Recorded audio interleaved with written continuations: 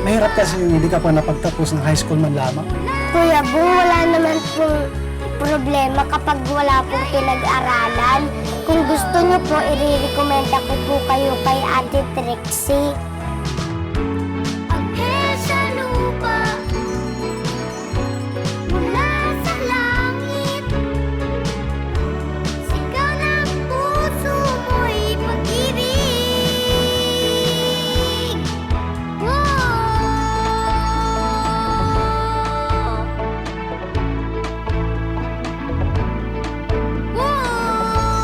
Ay!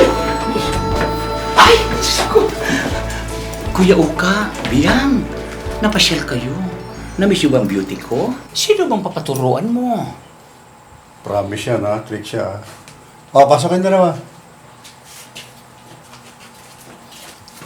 Ha? Kuya Uka naman? Sabi dami-daming tao dyan. Bakit sila pa? Trixie naman. Akala ko ba nagkapatawaran na kayo? Naging magkaibigan. Ikaw naman oh. Tulungan mo na itong kaibigan natin. Oo nga, Ate Trixie, hindi naman po talagang masamang tao si Kuya Bong. Nakakaawa naman po kung hindi po natin tutulungan kasi po nawala na po sila ng trabaho. Pinaalis na po sila sa inuupahan po nilang bahay kasi wala na po silang pangbayad. Ano ba?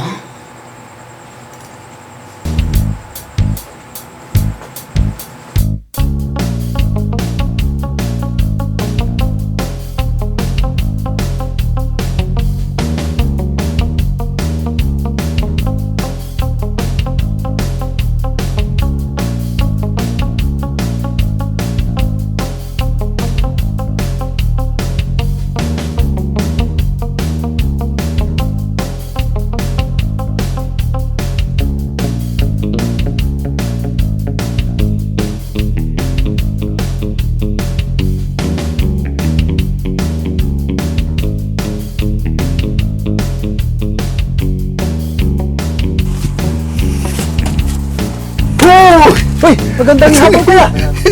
Anong ginagawa niyo dyan? Papahinga kami ito, no? Pagod kami galing sa lakad. Ha? Saan po lakad? Eto.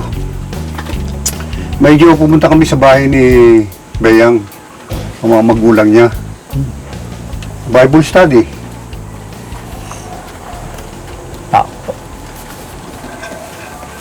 Teka muna. Mukhang malayo ang gayak ah. Ang lalaki ng bag na dala nyo. Di ba may training kayo kay Trixie?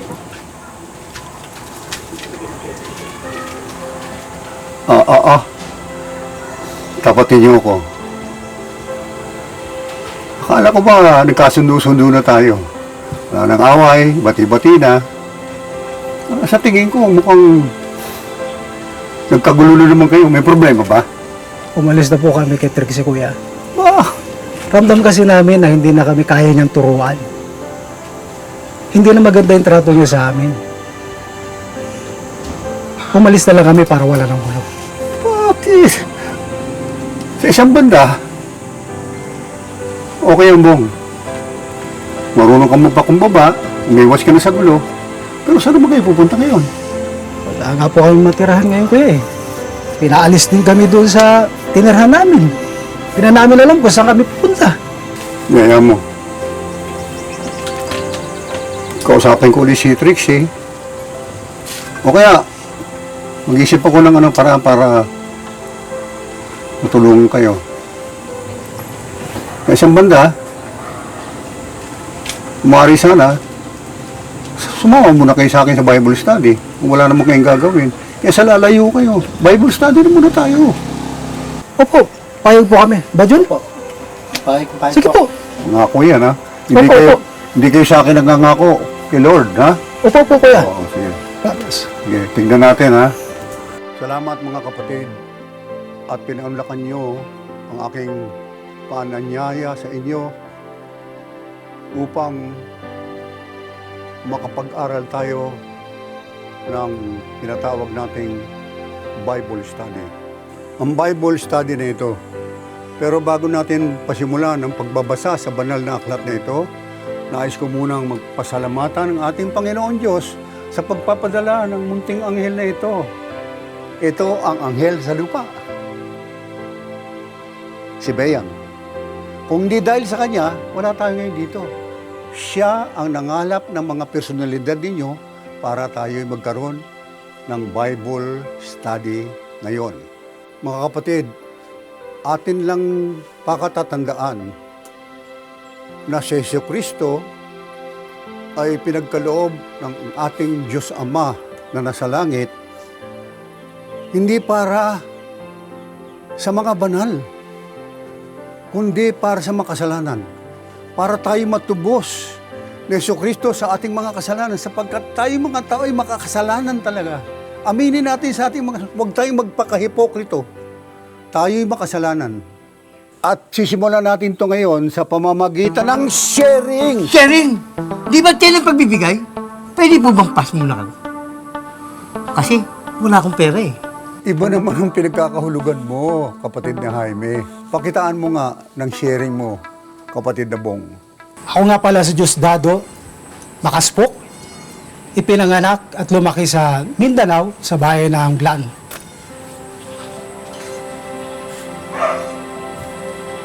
Sampu kami magkakapatid at ako ang panganay. Ang mga magulang ko ay magsasaka lamang. Mahirap lamang kami. Gusto kong matulungan ang magulang ko. Gusto kong mapag-aaral ang mga kapatid ko. Kaya pumunta dito sa Maynila para magtrabaho. At napasok na agad sa construction. At doon kami naging magkaibigan ni June. Noong natapos ng ginagawa naming building, wala na kami trabaho. Sa sobrang sama na loob ko. Yung natitira naming pera ni June, ay binili namin ng alak para maglasing. Yun po yung araw na nagwala kami ni June. Pati si Biag, napasama tuloy sa mga kagaguhan namin. Sorry po.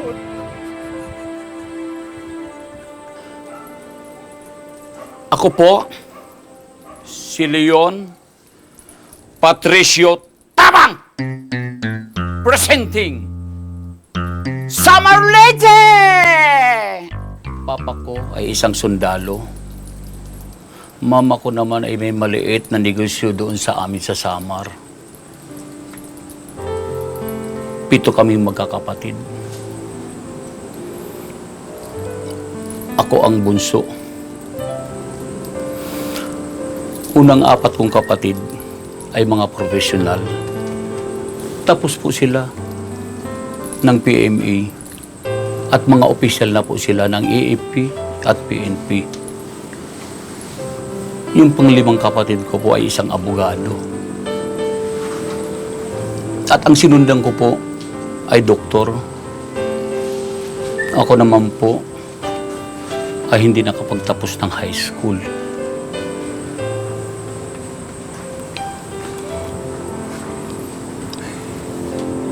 Kami po ay may kaya konti. Hindi naman mayaman, hindi naman mahirap. Kung sa atin pa ay nakakaluwag-luwag naman.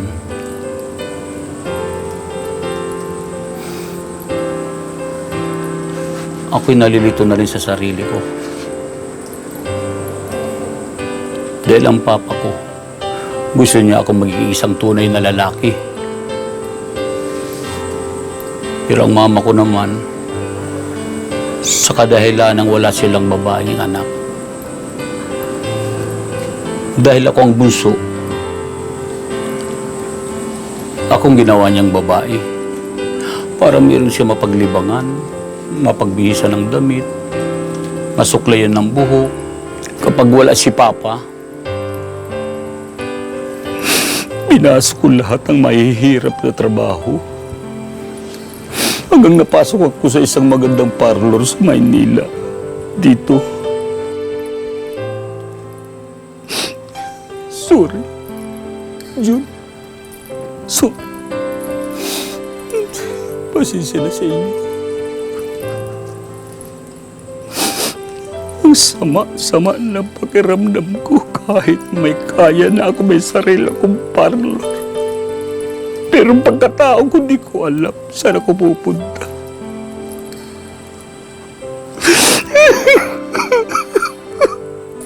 Ako! May isi-share.